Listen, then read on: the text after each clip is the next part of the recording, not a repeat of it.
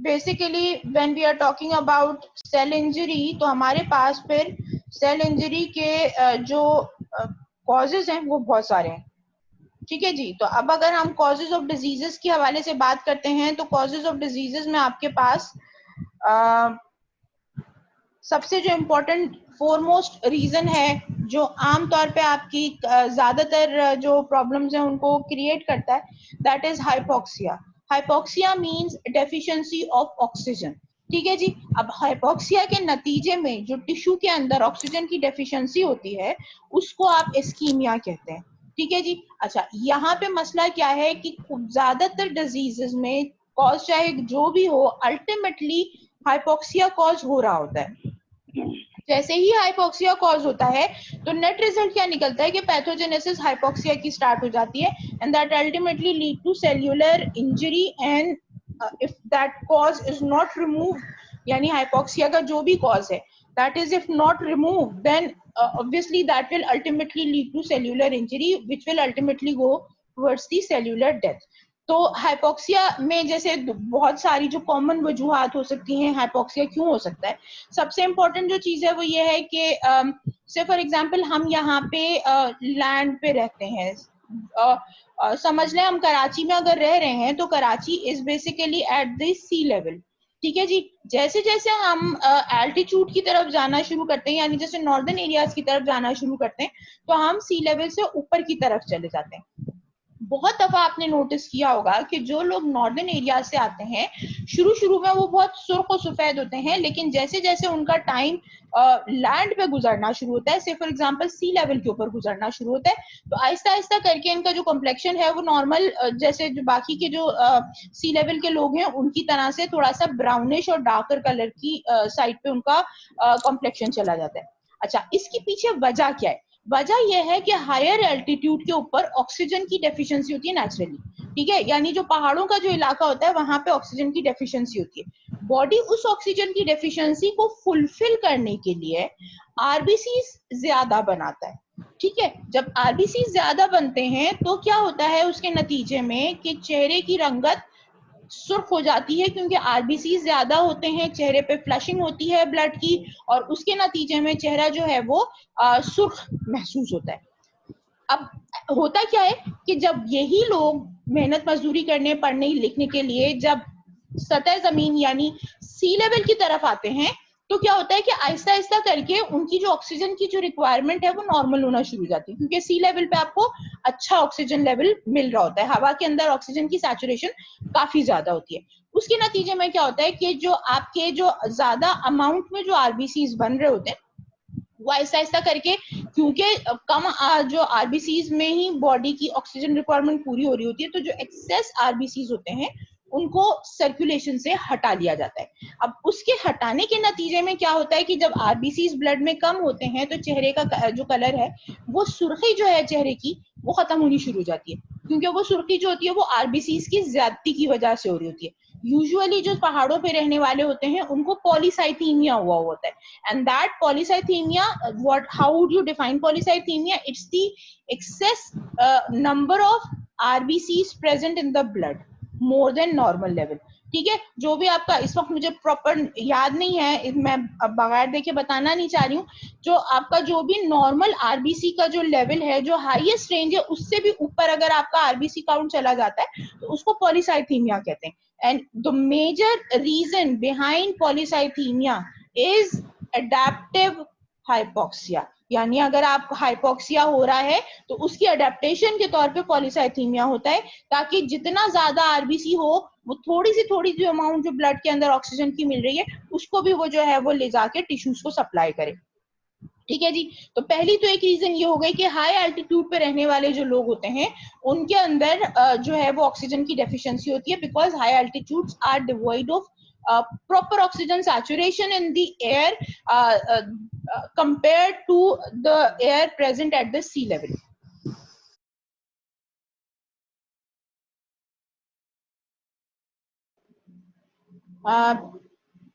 Ischemia के हवाले से बात कर रहे थे हम, तो इस्कीमिया या हाइपोक्सिया जो है वो उस कंडीशन को कहते हैं जहाँ पे ऑक्सीजन की डेफिशिएंसी हो जाती है, तो हाइपोक्सिया कहलाता है। उसके बाद अगर उस टिश्यू में जहाँ पे ऑक्सीजन की डेफिशिएंसी हुई है उसको हम एस्कीमिया कहते हैं। जो मैं आर्टीरियल ऑब्स्ट्रक्शन के हवाले से बात कर रही थी कि एक कॉज हाइपोक्सिया की आर्टीरियल ऑब्स्ट्रक्शन भी है। उसमें किस तरह से होता है कि दो तीन वजूहात की वजह से आर्टरीज जो है वो ब्लॉक हो जाती हैं। एक तो किसी भी वजह से बाहर से कोई प्रेशर पड़े जिसकी वजह से जो आर्टरीज हैं वो एक दूसरे के साथ, जो दोनों एंड्स हैं वो एक दूसरे के साथ मिल जाए। अब उसके नतीजे में क्या होगा कि जो आर्टरीज के दोनों एंड्स एक दूसरे के साथ मिल जाएंगे या आर्टरी बल खा जाएगी या आर्टरी के अंदर किंकिंग हो जाएगी, तो उसके नतीजे में क्या होगा कि वहां पे ब्लड फ्लो रुक जाएगा। अब जाहिर सी बात है जहां जिस जगह पर ये प्रॉब्लम हुई है उससे आगे जो ब्लड सप्लाई थी वो रुकेगी टिश्यू की। नेट रिजल्ट क्या निकलेगा कि उसके नतीजे में पेशेंट को ऑक्सीजन की उस पर्टिकुलर एरिया में डेफिशिएंसी हो जाएगी और उस डेफिशिएंसी के नतीजे में क्या होगा, ऑब्वियसली हाइपोक्सिया होगा और हाइपोक्सिया के नतीजे में इस्कीमिक सेल इंजरी होगी। फिर इसी तरह से दूसरा एक जो रीजन है वो है एयर बबल का। और एयर बबल इस तरह से होता है कि अगर से फॉर एग्जांपल बाहर से कोई एयर बबल चला गया है तो वो फिर बॉडी में आपके जो ब्लड है उसके अंदर घुलता नहीं है।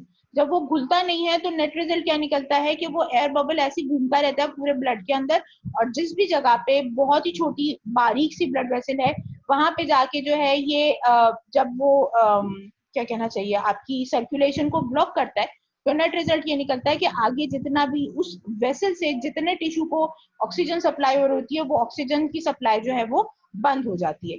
तीसरा जो तरीका है हाइपोक्सिक सेल इंजरी का वो ये है कि आपके पास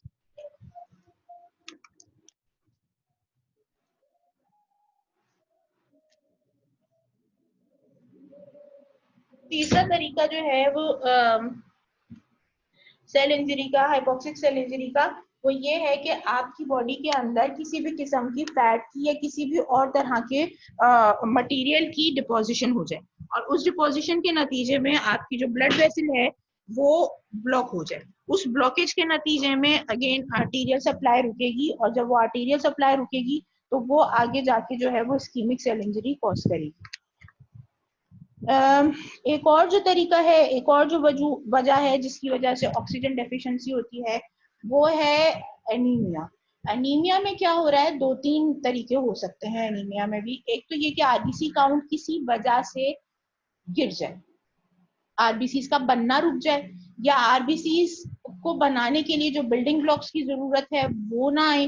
नेट रिजल्ट ये निकलेगा कि आरबीसी कम होंगे। जब आरबीसी कम होंगे तो ऑब्वियसली उसके अंदर हीमोग्लोबिन भी कम हो जाएगा। जब दोनों चीजें कम होंगी तो जो ऑक्सीजन बाइंडिंग कैपेसिटी है वो तो आरबीसी के अलावा है नहीं। Oxygen free of any transporter पूरे ब्लड बॉडी में सर्कुलेट ही नहीं कर सकता। उसकी वजह से क्या होगा कि जो ऑक्सीजन की सप्लाई नहीं हो पाएगी टिश्यूज को और पेशेंट जो है वो वीक होना शुरू हो जाएगा और बीमार होना शुरू हो जाएगा। दूसरी वजह ये हो सकती है कि आयरन आपकी खुराक में कम है या आपको किसी भी वजह से मेल न्यूट्रिशन हुई है, आयरन की कमी हो गई। उस आयरन की कमी के नतीजे में हीमोग्लोबिन कम बनेगा। जब हीमोग्लोबिन कम बनेगा तो जो है ऑक्सीजन बाइंडिंग कैपेसिटी कम हो जाएगी, ऑक्सीजन कैरिंग कैपेसिटी आरबीसी की कम हो जाएगी। फिर अगेन वही डेफिशिएंसी के सिम्टम्स आएंगे। एक और जो रीजन है वो है carbon monoxide poisoning. Carbon monoxide poisoning में क्या होता है कि कार्बन मोनोऑक्साइड जो है वो उसी बाइंडिंग साइट पे जिस जगह पर हीमोग्लोबिन में ऑक्सीजन बाइंड करता है, कार्बन मोनोऑक्साइड भी उसी जगह पे बाइंड करता है और बेसिकली कॉम्पिटिटिव बाइंडर है। यानी दोनों की जो दोनों एक ही बाइंडिंग साइट के लिए, यानी ऑक्सीजन भी और कार्बन मोनोऑक्साइड भी एक ही बाइंडिंग साइट के लिए कंपीट कर रहे होते हैं। अनफॉर्चुनेटली कार्बन मोनोऑक्साइड की जो बाइंडिंग एफिनिटी है वो भी ज्यादा है और उसके बाद जो बॉन्ड्स बनते हैं वो कोवैलेंट बॉन्ड्स बनते हैं। ठीक है, तो आयनिक और कोवैलेंट बॉन्ड आपको पता है कि सबसे ज्यादा स्ट्रॉन्गेस्ट बॉन्ड होते हैं, जबकि ऑक्सीजन का जो बॉन्ड है वो सिर्फ बहुत ही वीक सा बॉन्ड होता है क्योंकि ऑक्सीजन को डिस्प्लेस होना होता है। तो ऑक्सीजन की बाइंडिंग एफिनिटी भी कम है, बाइंडिंग कैपेसिटी भी कम है। कार्बन मोनोऑक्साइड की बाइंडिंग एफिनिटी भी ज्यादा है और बाइंडिंग कैपेसिटी भी ज्यादा है। नेट रिजल्ट ये निकलता है कि ऑक्सीजन को डिस्प्लेस करके कार्बन मोनोऑक्साइड जाके हीमोग्लोबिन से बाइंड कर जाता है और वो फिर जो है उस वक्त तक बाइंडेड रहता है जब तक कि हीमोग्लोबिन का लाइफ स्पैन पूरा ना हो जाए। यानी once it is attached to the haemoglobin, carbon monoxide can never be removed until and unless बेइंतहा ज्यादा प्रेशर के साथ ऑक्सीजन जो कि प्रॉपर ट्रीटमेंट अगर दी जाए तब की बात है, अदरवाइज ऐसा नहीं हो सकता। उसके नतीजे में भी अगेन जो ब्लड है उसकी ऑक्सीजन बाइंडिंग कैपेसिटी कम हो जाती है, और जो है वो उसके नतीजे में फिर जो है वो ऑक्सीजन की डेफिशिएंसी होगी और टिश्यूज में हाइपोक्सिया और इस्कीमिक सेल इंजरी हो सकती है। दूसरा जो बहुत मेजर कॉज है सेल इंजरी का, दैट इज टॉक्सिन। किसी भी किस्म का टॉक्सिन हो सकता है, एक अभी अभी हम पढ़ के बैठे कार्बन मोनोऑक्साइड। इसके अलावा सिगरेट स्मोकिंग, इथेनॉल, बहुत सारी जो ड्रग्स हैं, आपको मालूम है कि जो कैंसर कीमोथेरेपी की जितनी भी ड्रग्स हैं वो बेसिकली टॉक्सिन्स हैं, ठीक है। अच्छा, अब ये जो ड्रग्स हैं जब वो बॉडी में इंट्रोड्यूस होती हैं, से फॉर एग्जांपल किसी बंदे को कैंसर है और उसको कीमोथेरेपी के लिए उसको ड्रग्स इंट्रोड्यूस कराई जा रही हैं बॉडी में, तो जिस सेल को वो मारना चाह रहा है वो तो मर जाएगा, लेकिन उसके साथ आपकी जो नॉर्मल सेल्स हैं वो भी अफेक्ट होने शुरू हो जाते हैं। तो अगेन ये टॉक्सिन्स जो हैं they can lead to another kind of cancer as well. Like बहुत सारी जो कीमोथेरेपीज हैं उनका जो एडवर्स इफेक्ट है वो ब्लड कैंसर हो जाता है। तो इस तरह का भी एक प्रॉब्लम है जो कि हो सकता है। फिर इथेनॉल हो गया, इथेनॉल मीन्स अल्कोहल, आसान अल्फाज में आप ये कह सकते हैं शराब नोशी। और उसके नतीजे में क्या होता है कि पेशेंट की जो एसाइलेशन का प्रोसेस वो तेज हो जाता है, फैटी एसाइलेशन होती है। यानी इसमें क्या हो रहा होता है कि आपने जो शराब पी है उसके नतीजे में आपका जितना भी फैट है या जो जितना भी कार्बोहाइड्रेट है, each and everything what ever जो आप भी न्यूट्रिशन ले रहे हैं, that is converted into fat. और जब वो फैट बन जाता है तो बॉडी में जितने जो नॉर्मल फैट डिपॉजिट्स हैं जहां पे जाके फैट का डिपोजिशन होता है, यानी एडिपोज टिश्यू, ये फैट वहां पे जाके डिपॉजिट नहीं होता, जितनी तेजी से बन रहा होता है जहां बन रहा होता है वहीं पे डिपॉजिट होना शुरू हो जाता है। चूंकि लिवर के अंदर बन रहा होता है इसीलिए लिवर में डिपॉजिट होना शुरू हो जाता है, और उसके नतीजे में आपको जो एंड में जो आपको जो डैमेज की वजह से आपको फैटी लिवर की कंडीशन हो जाती है, जो कि अगर सही टाइम पे ट्रीट ना किया जाए तो यही फैटी लिवर जो है आगे जाके सिरोसिस ऑफ लिवर में कन्वर्ट हो जाता है। And cirrhosis of liver is and stage liver disease, ठीक है जी। एक तरीका लिवर डैमेज का, यानी अल्टीमेट लिवर डैमेज का एक तरीका सिरोसिस ऑफ लिवर भी है, जिसमें लिवर जो है वो श्रिंक हो जाता है, उसकी जो फंक्शनल कैपेसिटी है वो खत्म हो जाती है, प्रॉपर बार बार डैमेज होके बार बार उसके अंदर रिपेयर हो रही होती है, जिसके नतीजे में फाइब्रस बैंड बन जाते हैं और लिवर का जो अपना फंक्शनल टिश्यू है वो खत्म हो जाता है। और ऑब्वियसली आप अंदाजा लगा सकते हैं कि जब लिवर खत्म हो जाएगा तो बंदे की जो बॉडी है वो क्या करे, आप खाना भी नहीं खा सकते, खाना हजम भी नहीं कर सकते, जो दवाएं खाएंगे उनका मेटाबॉलिज्म नहीं होगा, तो उसकी वजह से भी टॉक्सिसिटी क्रिएट हो सकती है। मतलब मल्टीट्यूड ऑफ जो जो कॉन्सिक्वेंसेज हैं वो होते हैं लिवर के डैमेज के नतीजे में। और ये एक लिवर डैमेज किस वजह से हो रहा है, सिर्फ अल्कोहल कंजम्पशन की वजह से। फिर इसी तरह से एक और जो टॉक्सिन है जो कि बहुत क्लियर टॉक्सिन है, that is cigarette smoking. Cigarette जो है यूजुअली क्या होता है कि आप ये स्मोक कर रहे होते हैं, रेस्पिरेटरी ट्रैक्ट में ये स्मोक जाता है। आपको मालूम है कि हमारा जो रेस्पिरेटरी ट्रैक्ट है इसकी जो एपिथेलियम है, अगर आप लोगों ने एनाटॉमी में पढ़ा हो तो इसकी एपिथेलियम जो है सिंपल वैरायटी की एपिथेलियम है, यानी सिंगल सेल लेयर। ऑब्वियस सी बात है बहुत ही नाजुक मिजाज किस्म की एपिथेलियम होती है। अब उसको अगर आप कंटिन्यूसली स्मोक से जो है वो समझ लें कि घिसते रहेंगे, तो एक तरह से स्मोक उसको घिस रही होती है उस एपिथेलियम को। अच्छा, अब वंस डैमेज रिपेयर हो गया, फिर डैमेज, फिर रिपेयर हो गया, तीसरी मर्तबा फिर इसमें क्या होता है कि मल्टीपल लेयर्स शुरू हो जाती है। यानी कि जो नॉर्मल जो मैकेनिज्म है, जो सिंपल एपिथेलियम है, दैट इज ट्रांसफॉर्म, डिस्प्लेजिया होता है and the epithelium is transformed, और दूसरी टाइप की जो मल्टीपल लेयर की जो एपिथेलियम है, यानी सिंपल से स्ट्रेटिफाइड एपिथेलियम की तरफ ये मूव करती है। ये इनिशियल स्टेप है towards the formation of bronchogenic carcinoma. और उसके बाद अगर यही चीज कंटिन्यू रहे, यानी जो पॉजिटिव एजेंट है वो अपनी जगह पे मौजूद रहता है, तो उसके नतीजे में क्या होता है कि patient suffers from bronchogenic carcinoma in the long run. इसी तरह से बहुत जो सिंपल चीजें हैं जो कि हमारी डेली लाइफ में इस्तेमाल हो रही होती है, हमारे खानों में इस्तेमाल हो रही होती हैं, वो भी अगर मकदार से ज्यादा या रिक्वायरमेंट से ज्यादा लिए जाएंगे तो उनके नतीजे में भी टॉक्सिन के तौर पे वो एक्ट कर रहे होते हैं। लाइक सिंपल पानी की भी इंटॉक्सिकेशन, वाटर इंटॉक्सिकेशन होती है। तो इसका मतलब क्या हुआ कि ज्यादा जरूरत से ज्यादा पानी पियेंगे तो वो भी टॉक्सिक हो जाएगा आपकी बॉडी के लिए। ऑक्सीजन आपकी बॉडी में अगर जरूरत से ज्यादा जा रही है वो टॉक्सिक हो जाती है। आपको मालूम है कि हमारी जो एयर हम ब्रीथ कर रहे होते हैं उसके अंदर जो ऑक्सीजन की जो टेंशन होती है वो 80 से 95% के दरमियान में होती है। अगर किसी बंदे को 100% ऑक्सीजन की मतलब इनहेलेशन करवा दी जाए तो that is also a major cause of death and tissue damage. तो यहाँ पे अगेन ऑक्सीजन जो कि हमारी लाइफ के लिए एक बहुत जरूरी चीज है वो भी डैमेज कॉज कर सकता है।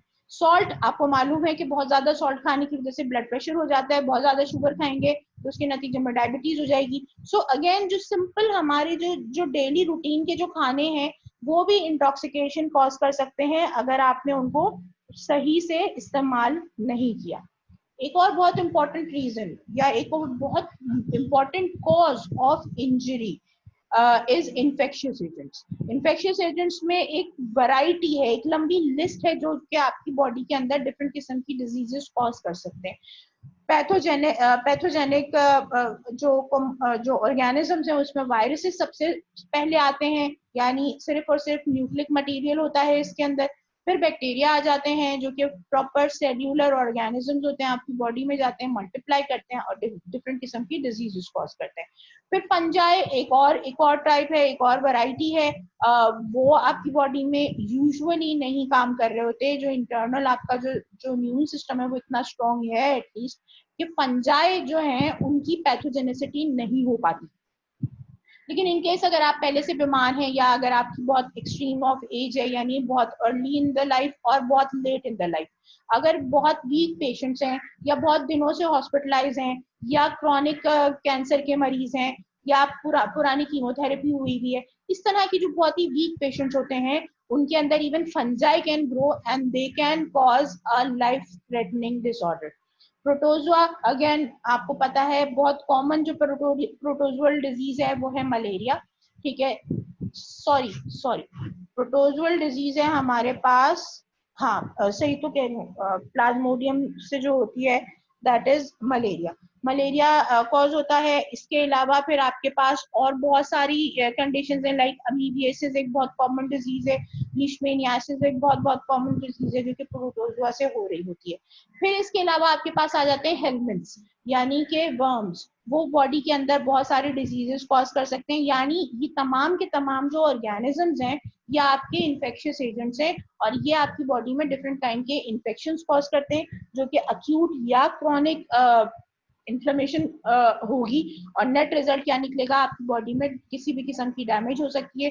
That damage will ultimately lead to signs and symptoms. बहुत सारी चीजें आगे जाके डिस्कस करेंगे तो उस वक्त फिर हम इसको ज्यादा डिटेल में बात कर सकेंगे।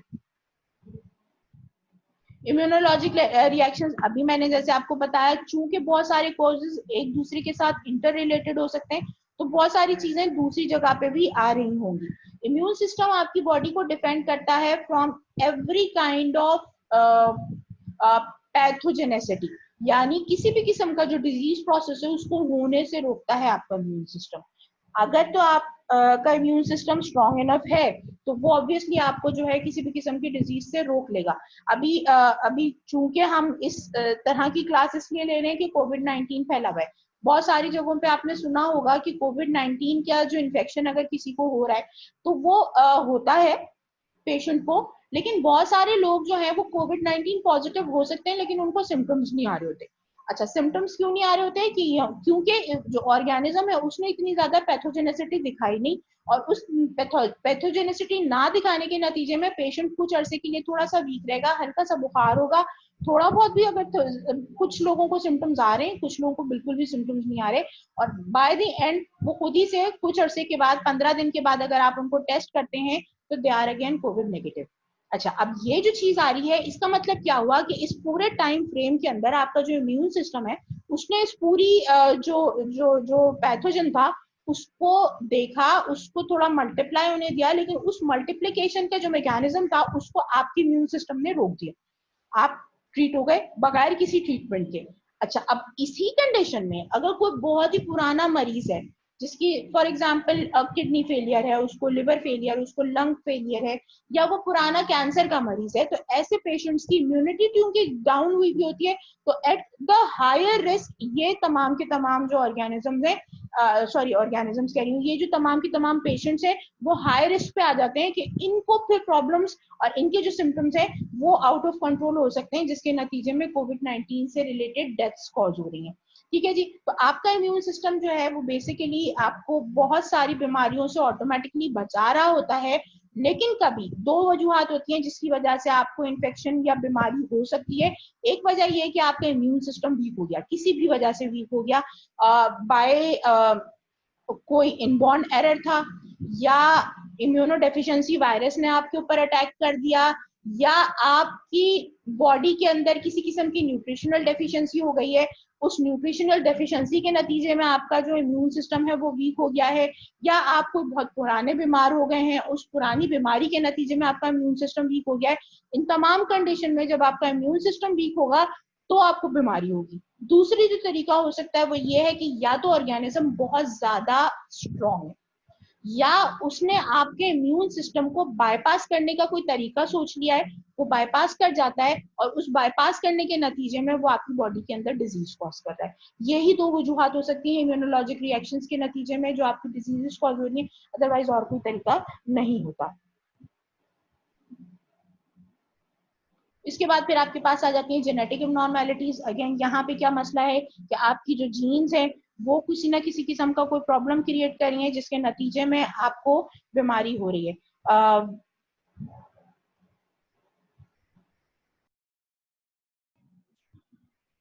अच्छा जी, आपको आवाज आ रही है? सिर्फ हैंड रेस कीजिए, मुझे पता चल जाएगा। कोई एक हैंड रेस कर दे। All right, thank you so much. अच्छा, अब इसके बाद जो है हम बात कर रहे थे जेनेटिक एबनॉर्मेलिटीज की। जेनेटिक एबनॉर्मेलिटीज एक बिल्कुल एक नया मैकेनिज्म है जिसमें होता ये है कि आपकी जो जीन है उसके अंदर किसी ना किसी किस्म की कोई डैमेज हो जाती है, और उस डैमेज के नतीजे में होता ये है कि फिर आपकी जो उस जीन से होने वाली जो भी प्रोटीन सिंथेसिस है वो एबनॉर्मल होती है, और उस एबनॉर्मेलिटी के नतीजे में जो है वो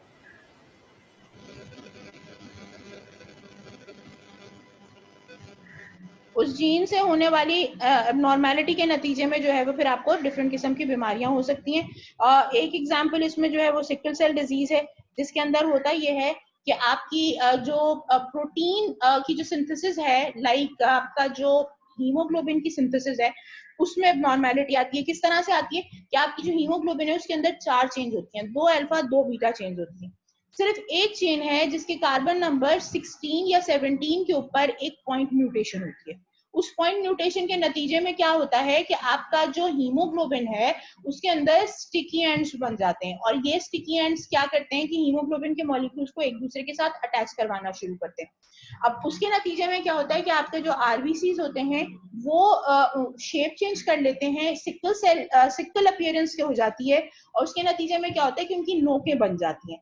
अब वो जो नोकें बन जाती हैं तो वो ब्लड वेसल्स में मुख्तलिफ जगहों पे जाके वो फंसता है और उसके नतीजे में ब्लड फ्लो को रोकना शुरू कर देता है। सिर्फ एक सिंगल पॉइंट म्यूटेशन के नतीजे में आपको सिकल सेल एनीमिया की एक पूरी डिजीज एक बंदे के लाइफ में आ जाती है। So this is the kind of problem that arises from the genetic abnormalities. ये तो सिर्फ एक एग्जांपल है, एक पूरी लिस्ट है जो जेनेटिक एबनॉर्मेलिटीज की, जिन पे हम फिर जरूरत होगी तो हम बात करेंगे। अच्छा, एक और जो डाउन सिंड्रोम यहाँ पे आप देखो बुक में लिखा हुआ है, ये भी बहुत एक इम्पोर्टेंट चीज है। डाउन सिंड्रोम में यूजुअली क्या हो रहा है, अगर आपको याद हो कि हमारे पास जो क्रोमोसोम्स की तादाद है वो कितनी है, 46 क्रोमोसोम्स हैं, जिनमें से जो 46 क्रोमोसोम्स हैं, जो 22 पेयर्स हैं वो सोमैटिक हैं, सेल्यूलर पोर्शन है, और जो दो जो बचते हैं वो आपके 6 क्रोमोसोम्स हैं। डाउन सिंड्रोम के अंदर जो मैंने इसकी जो पिक्चर देखी है उसमें क्या है कि आपका जो शायद क्रोमोसोम नंबर 21 या क्रोमोसोम नंबर 17, उसको बुक से एक दफा करेक्ट वो कर लीजिएगा, चेक कर लीजिएगा, इन दोनों में से किसी एक क्रोमोसोम के अंदर पेयर की जगह पे 3 क्रोमोसोम्स आ जाते हैं। ठीक है, यानी इसका मतलब क्या हुआ कि टोटल 46 क्रोमोसोम्स की जगह पे 47 क्रोमोसोम्स हो जाते हैं, और उस 47 क्रोमोसोम्स के नतीजे में आपको डाउन सिंड्रोम मिल रहा होता है। ठीक है, तो ये एक बहुत इंपॉर्टेंट चीज है। और डाउन सिंड्रोम में आपको मालूम है क्या होता है कि छोटे छोटे से सर होते हैं, मेंटल रिटार्डेशन होती है, एक स्पेसिफिक मतलब मेंडेलियन ट्रैक होता है, तो एक स्पेसिफिक फेशिस होती हैं।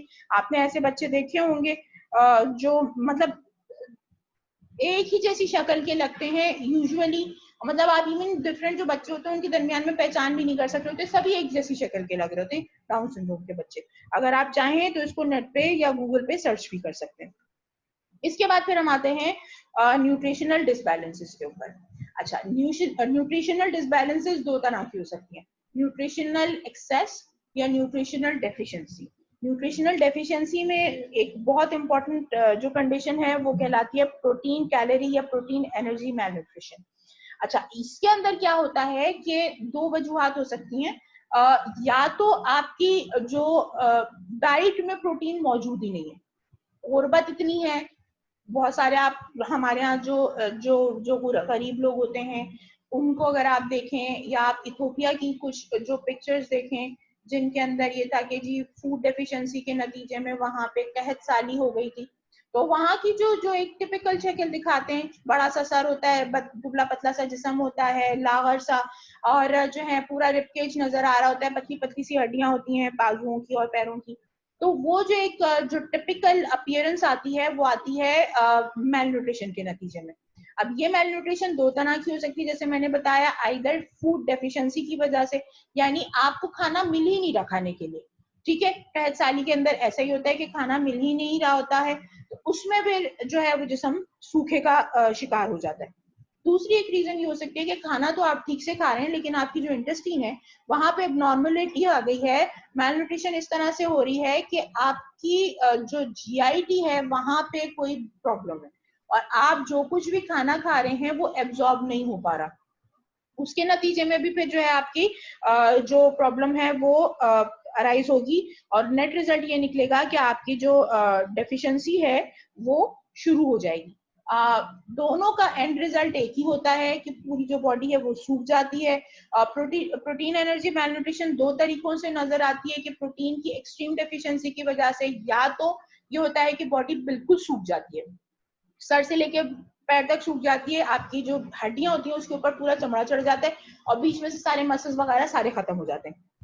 जो दूसरा तरीका है वो ये है कि पूरी बॉडी के अंदर प्रोटीन की डेफिशिएंसी के नतीजे में स्वेलिंग हो जाती है, पूरी बॉडी के अंदर स्वेलिंग हुई भी होती है, पफी सा फेस, पेल पफी फेस होता है, पूरी बॉडी सूजी भी होती है, और सबसे ज्यादा पानी जो है वो पेट के अंदर भरा हुआ होता है, and that is known as ascites.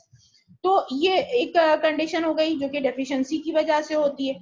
अगर एक्सेस की तरफ चले जाएं, डाइटरी एक्सेस की तरफ चले जाएं, तो जो कार्बोहाइड्रेट की या फैट की एक्सेस ईटिंग के नतीजे में ओबेसिटी हो सकती है, जो इस वक्त बहुत सारी जो कंट्रीज हैं उसके लिए एक बहुत बड़ा डायलेमा भी बन चुका है, और एक बहुत बड़ा जो है वो आप समझ लें कि क्वेश्चन मार्क भी है, और एक तरह से एक जो है वो खतरे का निशान भी बनता चला जा रहा है कि जो पेशेंट्स हैं वो आउट ऑफ कंट्रोल हो रहे हैं, they can ultimately lead to, जो कि ओबेसिटी जो है it can ultimately lead to multitude of diseases, like high blood pressure हो जाता है, डायबिटीज मेलाइटिस हो सकता है उसके नतीजे में, एथेरोस्क्लेरोसिस हो जाता है जो कि अल्टीमेटली मायोकार्डियल इंफार्क्शन या स्ट्रोक की तरफ पेशेंट को ले जा सकता है, ठीक है। तो इस तरह की जो बहुत सारी कंडीशंस हैं वो आपकी इस न्यूट्रिशनल डिसबैलेंसेस के जो जो जो कैटेगरी है उसके अंदर आ जाती है। इसके बाद फिर आपके पास आ जाते हैं फिजिकल एजेंट्स, ट्रॉमा हो गया, एक्सट्रीम ऑफ टेम्परेचर हो गए, रेडिएशन हो गई, इलेक्ट्रिक शॉक लग गया गलती से, लाइक एक दफा मुझे मालूम है हमारे घर में एक माली काम करते थे, उन्होंने बताया था कि 11,000 वोल्ट की जो बेसिक आपकी जो मेन पोल्स के ऊपर जो बिजली का तार जा रहा होता है वो टूट गया था, और वो उसी टाइम पे जिस टाइम पे वो टूट के गिरा है वो साइकिल पे जा रहे थे। अब आपको पता है साइकिल की जो बॉडी होती है वो किस तरह की होती है, तो वो पूरी साइकिल समेत वो तार उनके ऊपर लिपट गया था, और उनको 15 मिनट तक जो है वो 11,000 वोल्ट के झटके लगते रहे थे, ठीक है। तो अगर ऐसी कोई कंडीशन है तो उसके अंदर पूरी बॉडी में जो है वो इलेक्ट्रोक्यूशन बर्न्स बन जाते हैं, वो बहुत खतरनाक सिचुएशन हो सकती है। एक्सट्रीम्स ऑफ टेम्परेचर्स लाइक बहुत ज्यादा गर्मी या बहुत ज्यादा सर्दी, अगर उसमें आप प्रॉपर मेजर्स के बगैर, जो प्रॉपर उनके जो तरीकाकार है उसके बगैर अगर आप एक्सपोज हो जाते हैं उन एक्सट्रीम्स ऑफ टेम्परेचर को, तो उसके नतीजे में आपको बहुत सारी बीमारियां हो सकती हैं। लाइक सियाचिन में जो फौजी जाते हैं और अगर वो गलती से भी एक्सपोज हो जाते हैं कोई भी रीजन की वजह से, कोई जंग हो गई या किसी किस्म की कोई झड़प हो गई या कोई भी प्रॉब्लम हो गया, उसके नतीजे में जब वो इस एक्सट्रीम ऑफ टेम्परेचर को एक्सपोज होते हैं तो उनको फ्रॉस्ट बाइट हो जाता है, और अगर वो टाइमली ट्रीट ना किया जाए तो उस फ्रॉस्ट बाइट की जो हल है वो क्या है कि आपका हाथ या पैर जो है वो काट दिए जाते हैं। उसके अलावा ट्रॉमा, रोड ट्रैफिक एक्सीडेंट होते हैं। आपको मालूम है कि हमारे मुल्क में इस वक्त जो है वो सबसे ज्यादा जो अमवात होती हैं या जो बहुत ज्यादा जो डिफॉर्मिटीज होती हैं, यानी हाथ पैर का टूट जाना या व्हाटएवर, तो बहुत सारे लोग चलने फिरने से माजूर हो जाते हैं। उसमें जो सबसे इम्पोर्टेंट वजह है वो इस वक्त जो है वो है मोटर बाइक के एक्सीडेंट्स। हेलमेट ना पहनने के नतीजे में जब बाइक से उतर के बंदा जब गिरता है, यानी बाइक से गिरने के बाद, तो यूजुअली उसकी जो बैकबोन होती है उसके फ्रैक्चर होने के चांसेस हो जाते हैं। और अगर तो बहुत यंग एज नहीं है तो जो थोड़ा सा भी अगर हायर 25 प्लस के ऊपर चले जाएं तो फिर इसकी हीलिंग जो है वो जरा प्रॉब्लम हो जाती है। लाइफ लॉन्ग जो है आपको वॉकिंग या मूवमेंट अबनॉर्मेलिटीज हो सकती हैं। एटमॉस्फेरिक प्रेशर के नतीजे में बहुत सारे मसाइल होते हैं। लाइक बहुत सारे जो फौजी होते हैं जो उसमें जाते हैं, क्या कहना चाहिए आपके स्पेस में जो जा रहे होते हैं, या अंडर वाटर जो आपकी जो आबदोज होती है उसके अंदर जा रहे होते हैं, तो उसके लिए उनको पहले से ट्रेन किया जाता है। हाई टेंशन और एटमॉस्फेरिक प्रेशर के अंदर उनके जो टैंक्स होते हैं उसमें उनको बंद करके उस प्रेशर का आदी बनाया जाता है। क्योंकि एक जमाने में जब जंग अजीम हो रही थी, सेकेंड वर्ल्ड वॉर थी हिटलर के जमाने में, तो वहां पे ये एक्सपेरिमेंट्स किए गए थे कि हाई एटमॉस्फेरिक प्रेशर में रख के और उस प्रेशर को बढ़ा के जो आपके जो जंगी कैदी होते थे उनके ऊपर एक्सपेरिमेंट्स किए गए थे, और ये पता किया गया था कि अगर एकदम से एटमॉस्फेरिक प्रेशर बढ़ाना शुरू कर दिया जाए तो पेशेंट के बॉडी के तमाम ब्लड वेसल्स बर्स्ट हो सकते हैं, और नाक से, मुंह से, कान से और पूरी बॉडी में जो जो भी सुराख है वहां से ब्लीडिंग शुरू हो जाती है। तो ये अगेन हाई जो प्रेशर है उसके नतीजे में भी बहुत सारे प्रॉब्लम्स क्रिएट हो सकते हैं पेशेंट के लिए। फिर इसके बाद एक और बहुत इंपॉर्टेंट चीज जो है जिसको करना बहुत जरूरी है वो है आपके पास मैकेनिकल ट्रॉमा जो आता है।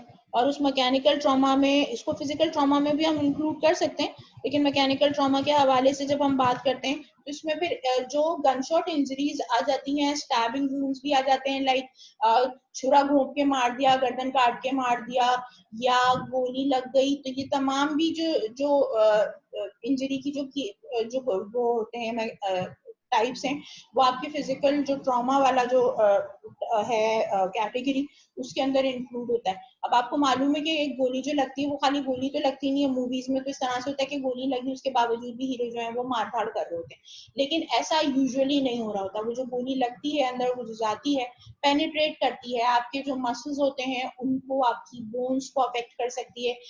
अगर आपका किसी भी ऑर्गन के अंदर प्रॉब्लम हुआ है तो वो डिपेंड करता है गनशॉट की टाइप के ऊपर भी डिपेंड करता है, खाली बुलेट है या उसके अंदर जो है छोटे छोटे पैलेट्स पड़े हुए हैं, करीब से ली गई है, निशाना करीब से लिया गया है या दूर से लिया गया है, उससे भी बहुत फर्क पड़ जाता है। करीब से लिया गया है तो बुलेट खुलती नहीं है, उसके पैलेट्स बाहर नहीं निकलते। दूर से अगर शॉट किया जाता है तो बुलेट फटती है, उसके अंदर से पैलेट्स निकलते हैं। बहुत सारे लोहे के पैलेट्स अलग अलग टाइम पे अलग अलग जगहों पे जाते हैं, या वो बुलेट बॉडी में जाके फट जाती है और पैलेट्स जो है वो पूरी बॉडी में फैल जाते हैं। नेट रिजल्ट क्या निकलता है इसके?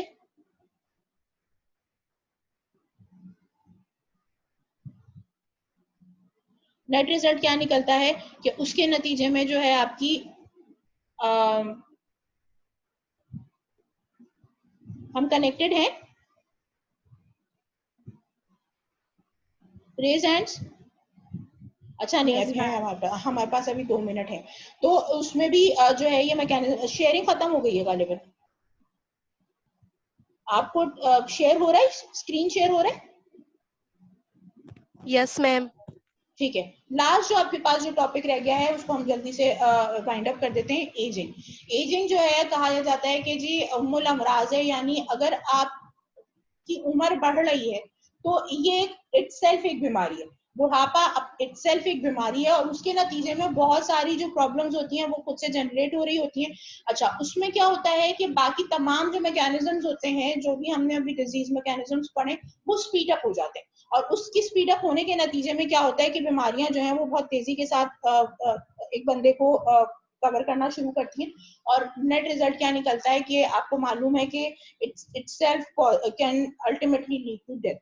ठीक है जी, आज के हवाले से ये सारा टॉपिक हो गया है। आपका ये असाइनमेंट भी है, इसको थोड़ा सा नेट पे सर्च करके और विद रेफरेंसेस इसका असाइनमेंट बना के आप लोगों ने मुझे जमा कराना है। देख लीजिएगा कि कब तक जमा करा सकते हैं आप लोग, आपको डेडलाइन गिवन है, उस वक्त तक ये असाइनमेंट जमा हो जाना चाहिए। ठीक है जी, तो आज क्या फिर हम सेशन यहाँ पे एंड करते हैं और thank you so much and Allah Hafiz.